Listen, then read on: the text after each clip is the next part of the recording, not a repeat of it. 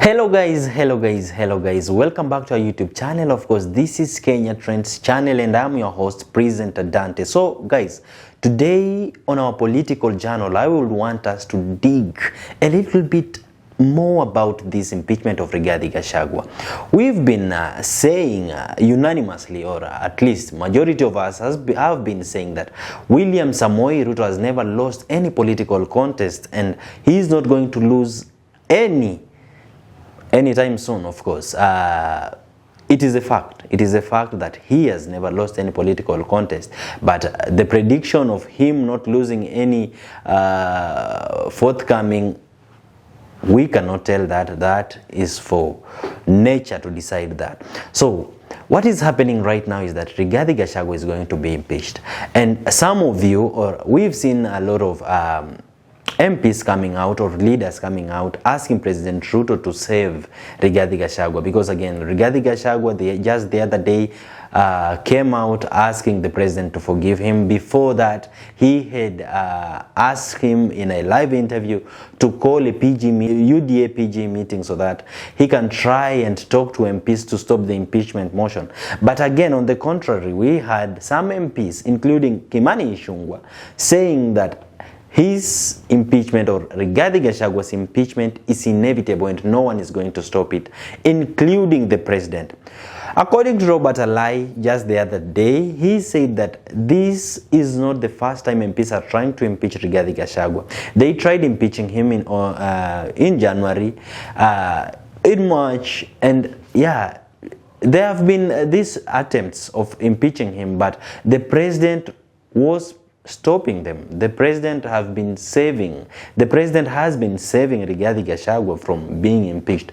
But of course, what some have been saying, that the reason as to why we are here, we are now discussing his impeachment, the fate of his impeachment, is Rigathi's mouth. Of course, they have been saying that the man talks so much. He does not have full stop. He does not know when to stop, and possibly that could be the reason, because again, you go and try and see the charges that have been filed against him, and you will find most of them are the things he has said while on top of the car or at any event. Once he's given mic, that's when hell breaks loose. He's been coming out saying the issue of Murima, nitasema ukweli, you see, such like things, you see. And according to them, they say that it has been jeopardizing whatever the government wants to do to the people, because you have a deputy that does not show the public that he seconds your ideas, a deputy that he's always contrary to your ideas. And it's not like he has a contrary idea to what you have, but he goes with what is popular. Once the public rejects something, then your deputy also rejects it without offering an alternative. And that's the reason why we are here. So guys, I would want us to try and predict what is to happen, how Ruto might be powerful, and how this man might be so strategical. Remember, just like we've been saying, that the only person to save Rigathi Gachagua at this moment is Honorable Ruto. But again, the question is it in his interest to save this man? Because if it could be, or if he wanted to save him, then he would have saved him before the impeachment, But again, another thing that has been out there is that Senate is more independent. Senate, you look the nature of senators, and they don't look like people who can be bought. But guys, do you really think MPs from ODM, MPs from UDA would be impeaching Gachagua if they did not have a future plan? Because again, once you start something, you must speculate how it ends. And that is what I want us to discuss today, or that is the angle I will want us to try and analyze this whole situation. So MPs come out with the issue of impeaching Gachagua. They bring it to the public. It is a speculation for about 2 weeks. No one has seen the impeachment, but they are talking about tunakutuma nyumbani. In fact, Didmas Barasa has been on the forefront saying atatoka akikimbia. Ataenda nyumbani, anaenda kukuwa mzee wa kijiji, na ataenda kama anakimbia. He will not be walking.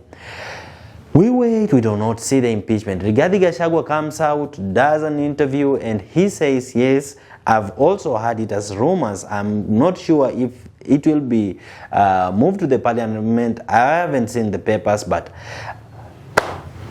with no time, we see what happens with UDA as a party. Of course, wanatimua Secretary General, and we all know the reason is because the Secretary General alikuwa amejialign na Rigiji. At the same time, as a party, for the motion to go, nadhani there is some kuna some signatures that must be there from the party, you know. And so what do? You put there someone who will just act as a signatory. Of course, wakalta Hassan Umar, he's there. So guys, the impeachment motion, it may take time kuwa drafted. They took their time, they drafted it, they looked for witnesses, key witnesses. They brought nani anaitwaje, by then CEO wa KEMSA.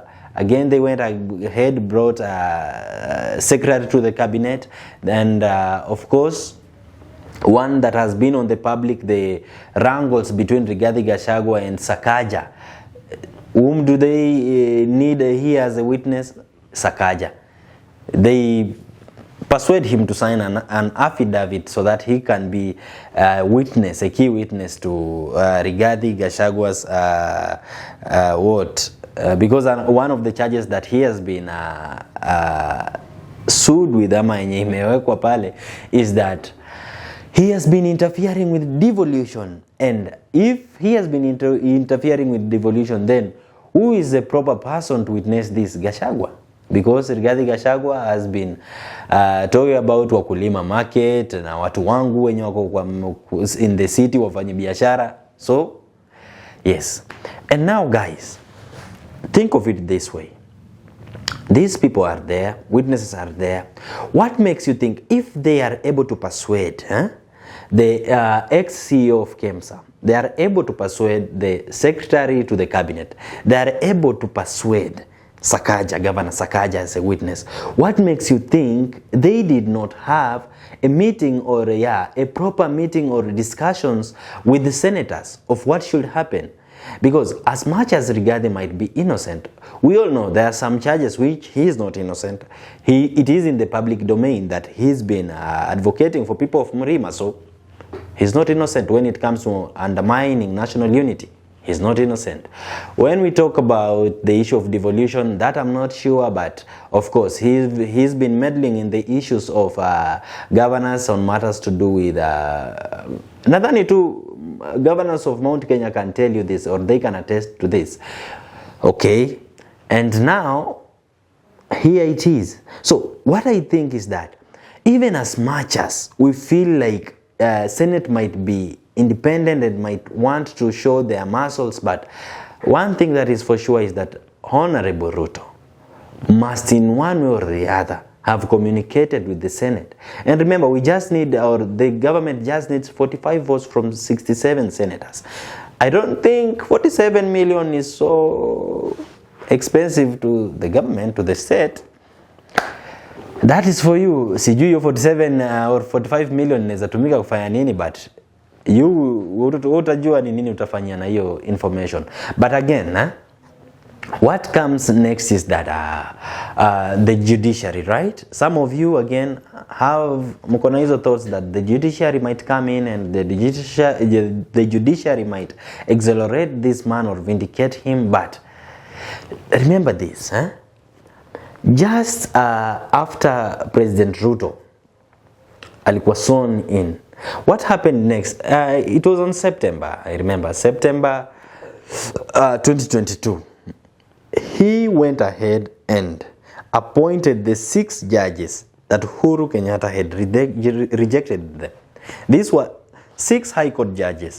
And as if that was not enough, he awarded them, or he compensated these 6 judges around 126 million.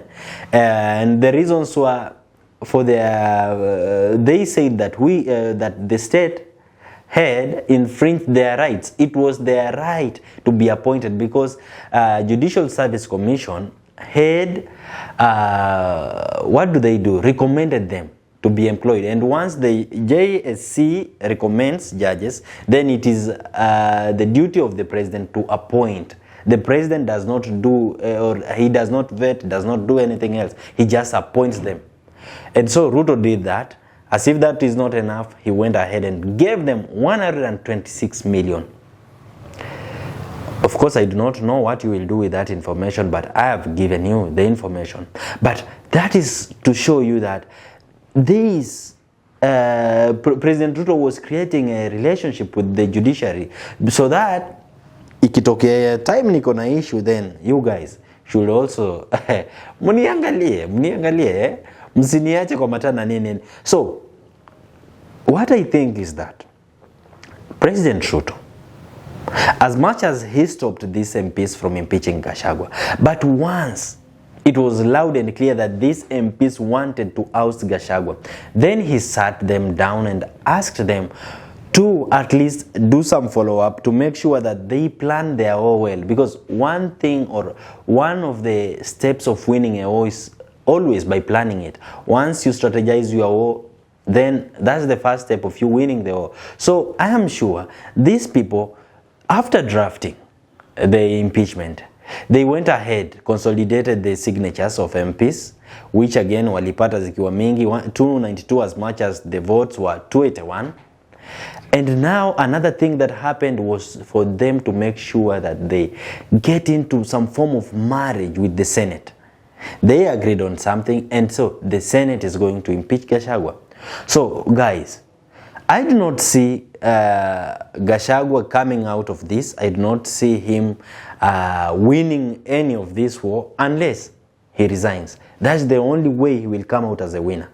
But if he does not resign, then there's for those of you who have read the book of power, the 48 laws of power, there is law number 15 that says crush your enemies totally. And I'm sure that is what is going to happen to Gachagua. If he is impeached, then you can count on President Ruto to crush him totally. And someone else said that Mount Kenya has no tolerance to rejected leaders. And I am sure once this man is impeached, Mount Kenya is not going to condone with him. They will move. They will move to any person who will represent them, to any person who will be at the government, because we all want a representative in the government. We want someone to leverage for us development. So once you are a reject, no one will want to associate themselves with you.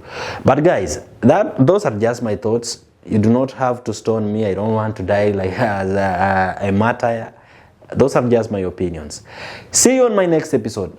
Goodbye, but remember to subscribe.